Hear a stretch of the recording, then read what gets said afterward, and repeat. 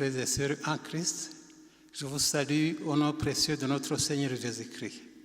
J'espère que vous continuez à vous protéger et à protéger les autres contre ce coronavirus qui ravage le monde entier. Souvenons-nous toujours que, même dans les moments difficiles, nous sommes toujours les enfants bien-aimés de Dieu et c'est pourquoi il nous a fait ses ambassadeurs. Aujourd'hui, je suis dans la joie de partager avec vous le message tiré dans l'épître de Paul aux Romains, chapitre 12, les 2 premiers versets. Prions d'abord. Seigneur Dieu, merci beaucoup de cette occasion que tu nous as préparée pour t'écouter à travers ta parole. Parle, Seigneur, nous t'écoutons. Enlève devant nous tout obstacle qui pourrait barrer ton message. Envoie-nous ton Saint-Esprit pour nous expliquer. Au nom de notre Seigneur Jésus, nous prions ainsi. Amen. Nous lisons l'épître de Paul aux Romains, chapitre 12, versets 1 à 2. Je vous exhorte donc, frères, par la compassion de Dieu, à offrir vos corps comme un sacrifice vivant, saint, agréable à Dieu, ce qui sera de votre part un culte raisonnable. Ne vous conformez pas au monde présent, mais soyez transformés par le renouvellement de l'intelligence, afin que vous déciniez ce qui est la volonté de Dieu, ce qui est bon, agréable et parfait. Le thème de cette prédication est « Soyez transformés par le renouvellement de l'intelligence ». Cette prédication s'articule sur 3 principaux points, à savoir 1. Quelques notes sur l'épître aux Romains. 2. La transformation de l'intérieur et ses effets. Le 3e point, qui est le dernier, c'est la conclusion. Nous revenons au point 1. Quelques notes sur l'épître de Paul aux Romains. Cette épître est très riche et très intéressante. Elle occupe la première place parmi les épîtres, car c'est elle, dans le Nouveau Testament, qui donne l'exposé le plus complet des vérités fondamentales du christianisme. Mais chroniquement, elle n'est pas la première. Ces vérités sont exprimées dans les chapitres 1 à 12. Cet épître explique les initiatives de Dieu pour nous faire passer du stade de ses ennemis au stade de ses enfants bien-aimés. Et c'est pourquoi, au chapitre 8, verset 15, il est dit « Qui nous séparera de l'amour de Christ ? Rien.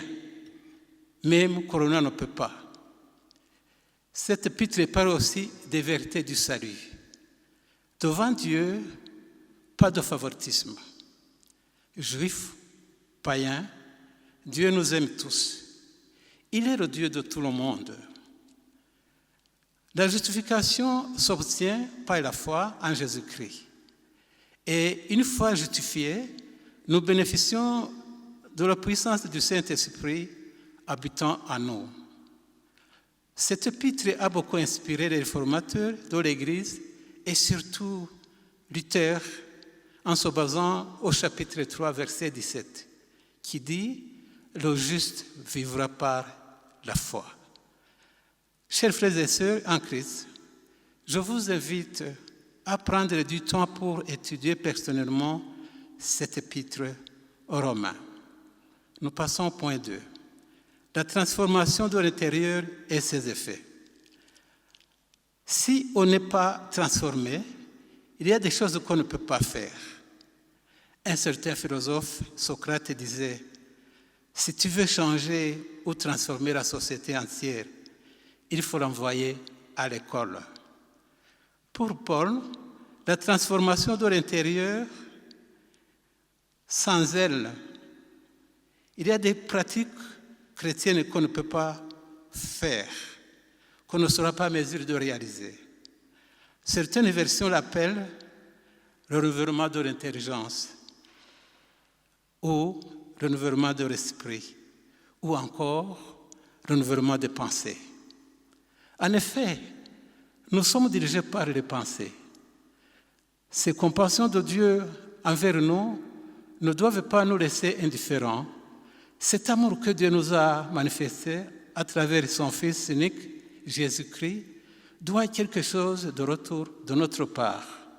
Et cette transformation crée en nous, entre nous et Dieu, une relation intime jusqu'à appeler Dieu notre Père. Il est notre Père, il est avec nous, il est toujours avec nous, il veille sur nous, même dans le moment difficile. Pour cette raison, Paul exhorte ou recommande deux choses. La première chose, c'est offrir un culte raisonnable, ce qui signifie mettre nos corps au service de Dieu, nous disponibiliser pour son service. Le corps est ce que nous avons de plus cher que nous pouvons lui offrir. Et la deuxième exhortation, soyez transformés par le renouvellement de l'intelligence. Regardons le verbe. Soyons transformés. Le verbe était à l'impératif. Ceci dit que nous avons cette responsabilité de nous laisser transformer. Il est aussi au présent. C'est une action qui se fait chaque jour. On doit toujours se renouveler en écoutant la parole de Dieu. Et ce verbe est au passif. C'est dire que c'est Dieu lui-même qui est notre motivation. Une telle transformation n'est possible que si nous laissions le Saint-Esprit transformer notre esprit. Une fois que cette transformation prenne sa place en nous, elle nous permet à discerner quelle est la volonté de Dieu, c'est-à-dire ce qui est bon, agréable et parfait, qu'il faut adopter ensuite dans notre façon de nous conduire, de nous comporter, ou encore dans nos réactions, ou encore dans nos actions. En d'autres termes, une telle transformation nous gardera de nous conduire, de réagir ou de faire suivant nos volontés, suivant notre sagesse, suivant notre influence, ou l'influence de la situation, ou l'influence de l'environnement, mais suivant la volonté de Dieu, car c'est Dieu lui-même qui connaît ce qui est bon, agréable et parfait. Et en conclusion, chers frères et sœurs, bien-aimés de Dieu, faire la volonté de Dieu est la principale pratique chrétienne et d'ailleurs, elle fait partie intégrante de la prière dominicale. Que ta volonté soit faite sur la terre comme au ciel. Pour mettre en pratique cette volonté de Dieu, la seule formule et recommandation nous est donnée: soyez transformés par le renouvellement de l'intelligence pour discerner quelle est la volonté de Dieu. Que le Saint-Esprit nous aide tous et toutes à comprendre et à accepter l'importance et l'urgence de cette transformation dans notre vie chrétienne. Au nom du Père, du Fils et du Saint-Esprit. Amen. Prions. Notre Père céleste, au nom de notre Seigneur Jésus-Christ, nous voici devant toi pour te remercier de ton message. Seigneur, donnez-nous ton Saint-Esprit pour nous aider à mettre en pratique chaque jour ta volonté. C'est au nom de Jésus que nous avons ainsi prié. Amen.